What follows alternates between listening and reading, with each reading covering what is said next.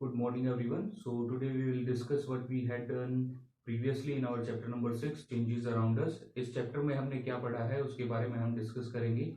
तो introductory paragraph में वही गिवन था कि सपोज कीजिए आपके पास कोई सुपर पावर्स हैं, तो क्या आप किसी पर्टिकुलर चेंज को रिवर्स करना चाहोगे, उसे बदलना चाहोगे. तो हमारे पास सुपर पावर्स तो नहीं है, बट क्या फिर भी पॉसिबल है कि किसी पर्टिकुलर चेंज को रिवर्स किया जा सकता है या नहीं किया जा सकता. तो ये हम आगे डिस्कस करेंगे, लेकिन उससे पहले कुछ एक एग्जांपल दिए गए थे जिनसे जो हमारे आसपास होते हैं, जिससे हमें ये पता चलता है कि किसी पर्टिकुलर चीज में चेंज होता है. जैसे सपोज कीजिए हम अपनी खुद की बात करते हैं. एक टाइम पे हमारी जो हाइट है वो बहुत कम होती है, बट जैसे जैसे टाइम स्पेंड होता है, टाइम आगे बढ़ता है, तो हमारी हाइट जो है वो इंक्रीज करती जाती है. उसी तरह से सपोज कीजिए आपके आसपास कोई एक प्लांट है, उस प्लांट में भी आपको टाइम के साथ ग्रोथ देखने को मिलती है. फ्लावर्स जो है वो ग्लूम होते हैं, विदर होते हैं, मुरझा जाते हैं. तो इस तरह से बहुत सारे ऐसे चेंजेस हैं जो आपके आसपास आपको देखने को मिलेंगे. इसके बाद नेक्स्ट हमने डिस्कस किया था, can all changes be reverse. तो इस तरह के जितने भी चेंजेस होते हैं, क्या उनको रिवर्स किया जा सकता है, क्या दोबारा से उसी सब्सटेंस को गेन किया जा सकता है जिसमें किसी तरह का कोई चेंज हुआ है. तो उसके बारे में ही हमने डिस्कस किया था, और उससे रिलेटेड हमने कुछ एक एक्टिविटीज पढ़ी थी. तो इसमें जो फर्स्ट एक्टिविटी थी, एक्टिविटी नंबर फर्स्ट, बहुत ही सिंपल एक्टिविटी थी. हमने एक बैलून को लिया था, उसे इन्फ्लेट किया था, हवा उसके अंदर फिल की थी, और दोबारा से उसकी हवा जो है उसको निकाल दिया था. तो यहाँ पर जो चेंज हुआ, बैलून के साइज में चेंज हुआ था हवा भरने से, लेकिन बाद में दोबारा से हमें वही ओरिजिनल बैलून जो है वो मिल गया था जब हमने उसकी हवा को बाहर निकाला. तो ये एक रिवर्सिबल चेंज का एग्जाम्पल था. नेक्स्ट जो है एक्टिविटी सेकंड, ये भी बहुत सिंपल एक्टिविटी थी. हमें एक पेपर लेना था, उस पेपर को पेपर प्लेन की फॉर्म में फोल्ड करना था.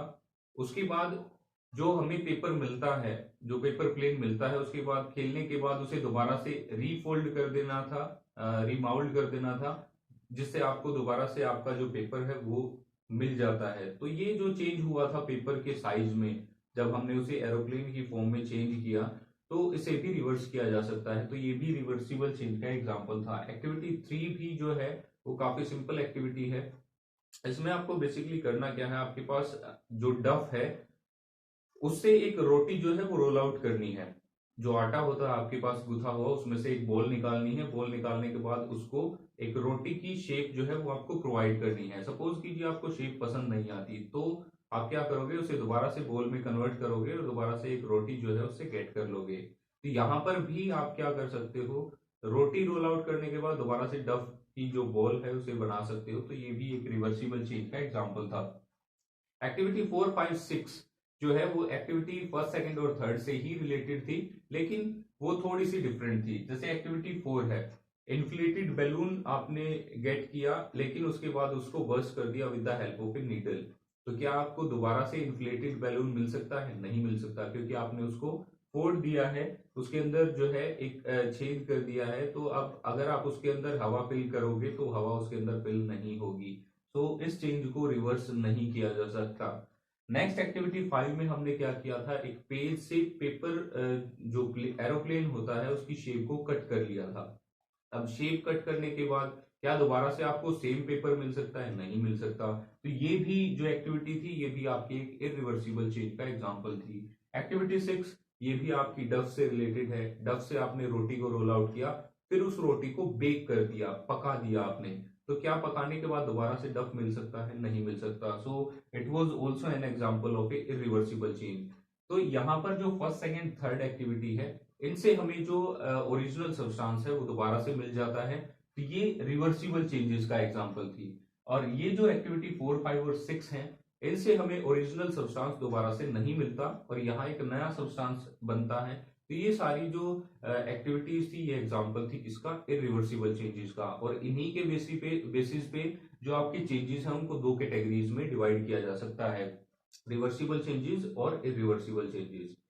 तो ये जानने के बाद हमने एक टेबल 6.1 पढ़ी थी. उस टेबल में बहुत सारे चेंजेस आपको गिवन थे. ये आपको मेंशन करना था कि कौन सा चेंज रिवर्सिबल है, कौन सा चेंज इरिवर्सिबल है. जैसे सपोज कीजिए आपके पास एक स्ट्रेच रबर बैंड है, तो क्या उसको रिवर्स किया जा सकता है? बिल्कुल किया जा सकता है। सपोज कीजिए एक बड है वो फ्लावर में कन्वर्ट हो जाता है, तो क्या फ्लावर से दोबारा बड मिल सकता है? नहीं मिल सकता, तो वो इरिवर्सिबल चेंज का एग्जांपल हो गया। तो इसी तरह से बैटर से इडली अगर आप प्रिपेयर करते हो, सूजी से अगर आप इडली बनाते हो, तो क्या उसको रिवर्स कर सकते हैं? नहीं कर सकते। तो इस तरह के कुछ एक एग्जाम्पल्स हमने जो है वह टेबल नंबर 6.1 में डिस्कस किए थे। तो उसके बाद नेक्स्ट हमने क्या डिस्कस किया था? नेक्स्ट हमने डिस्कस किया था could there be other ways to bring a change, क्या कोई और तरीका हो सकता है किसी भी तरह के चेंज को लाने का? तो यहां हमने आयरन टूल्स के बारे में डिस्कस किया था और दो प्रॉपर्टी डिस्कस की थी, मेनली एक्सपेंशन और कॉन्ट्रैक्शन। तो एक्सपेंशन क्या होता है? बेसिकली जब भी किसी पर्टिकुलर सब्सटेंस को हम हीट करते हैं तो उसका साइज जो है वो इंक्रीज करता है, और इंक्रीज साइज, और ये जो प्रॉपर्टी है उसकी हीटिंग के बाद साइज को इंक्रीज करने की, ये कहलाती है एक्सपेंशन। लेकिन जैसे ही उसको कूल किया जाता है तो कूल करने के बाद दोबारा से वो अपने साइज को रीगेन कर लेता है, ओरिजिनल साइज को, और ये कहलाती है कॉन्ट्रैक्शन। यानी कि कूलिंग के दौरान अगर किसी पर्टिकुलर सब्सटेंस का साइज डिक्रीज करता है तो वो कहलाती है कॉन्ट्रैक्शन। तो यहाँ पर हमने देखा था डिफरेंट आयरन जो टूल्स है उनको किस तरह से बनाया जाता है। तो सबसे पहले क्या किया गया था, जैसे सपोज कीजिए हम एक पर्टिकुलर आयरन टूल बनाते हैं तो उनमें एक रिंग प्रेजेंट होती है, उस रिंग को हीट किया जाता है। हीट करने से क्या होगा कि वो आयरन जो है वो एक्सपेंड करेगा। एक्सपेंड करने के बाद उसमें जो शाफ्ट है उसको डाल दिया जाता है, वुडन शाफ्ट को, और फिर धीरे धीरे उसको कूल किया जाता है। कूल करने के बाद वो अपने साइज को दोबारा से रीगेन कर लेता है, ओरिजिनल साइज में आ जाता है, और जो आपका वुडन ब्लॉक होता है उससे अच्छे से अटैच हो जाता है। तो इस तरह से बेसिकली आपके जितने भी आयरन टूल्स हैं उनको प्रिपेयर किया जाता है और यूज किया जाता है डिफरेंट पर्पजेज के लिए, डिफरेंट एक्टिविटीज के लिए। तो यहाँ पर हमने देखा कि जो चेंज है उसको हीटिंग से भी लाया जा सकता है। तो नेक्स्ट जो हमने डिस्कस किया था वो डिस्कस किया था एक्टिविटी 7 के बारे में। एक्टिविटी 7 में आपको करना क्या है, एक कैंडल लेनी है, उसकी लेंथ को जो है वो मेजर कर लेना है, इसके बाद उसको बर्न करना है, कुछ टाइम के लिए उसको ऐसे ही छोड़ देना है। बर्निंग के बाद उसकी जो लेंथ है वो डिक्रीज होती है कुछ टाइम के बाद, तो उस लेंथ को भी आप मेजर कर सकते हो। तो बेसिकली यहाँ पर उसकी लेंथ में जो चेंज होता है उसको इजीली डिटेक्ट किया जा सकता है, फाइंड आउट किया जा सकता है। तो यहाँ पर बेसिकली हमें देखना क्या है, क्या दोबारा से आपको सेम साइज की कैंडल जो है वो मिल जाएगी? नहीं मिल सकती है। इसके अलावा कुछ और चेंजेस होते हैं, जैसे हमने मेल्टिंग ऑफ वैक्स को देखा था। तो वैक्स जो है जब बर्निंग के दौरान कुछ नए सब्सटेंसेस की फॉर्मेशन होती है वहां पे, जैसे आपको हीट मिलती है, लाइट मिलती है, और जो आपका वैक्स है वो ऐश में कन्वर्ट हो जाता है। तो इस तरह के जितने चेंजेस होते हैं उनको रिवर्स नहीं किया जा सकता। तो एक्टिविटी 7 जो थी वो भी आपकी एक रिवर्सिबल चेंज का एग्जाम्पल थी। इसके बाद हमने कुछ और एग्जाम्पल देखे थे, जैसे इंसेंस स्टिक का हमने एग्जाम्पल लिया था। अगरबत्ती अगर आप लोग लगाते हो तो उसमें भी काफी सारे चेंजेस होते हैं। अगरबत्ती से ऐश की फॉर्मेशन होती है, फ्रेग्रेंस जो है वो रिलीज होती है। क्या दोबारा से सेम साइज की इंसेंस स्टिक आपको मिलेगी? नहीं मिलती है। मैच स्टिक अगर आप बर्न करते हो तो बर्न करने के बाद क्या दोबारा से सेम साइज की मैच स्टिक मिल जाती है? नहीं मिलती है। तो ये तो हमने डिस्कस किया था कि किस तरह से हम चेंजेस जो है हीटिंग के थ्रू ला सकते हैं। उसके अलावा क्या और कोई तरीका है? एक और तरीका है मिक्सिंग ऑफ टू सब्सटेंसेस, उससे भी चेंजेस को लाया जा सकता है। सपोज कीजिए आपके पास वाटर है थोड़ा सा, आप उसमें सोल्ट जो है उसको ऐड करते हो, तो उसमें जो है सोल्ट कंप्लीटली मिक्स हो जाएगा। तो क्या इस चेंज को रिवर्स किया जा सकता है? किया जा सकता है।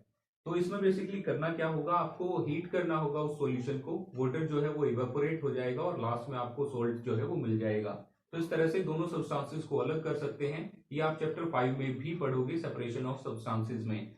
नेक्स्ट एक और जो चेंज था वो हमने डिस्कस किया था, सेटिंग ऑफ कर्ड। मिल्क से अगर कर्ड बनानी है तो मिल्क में थोड़ा सा कर्ड हम ऐड करते हैं, कुछ टाइम के लिए उसको रख देते हैं, और जो है आपकी कर्ड की फॉर्मेशन होती है।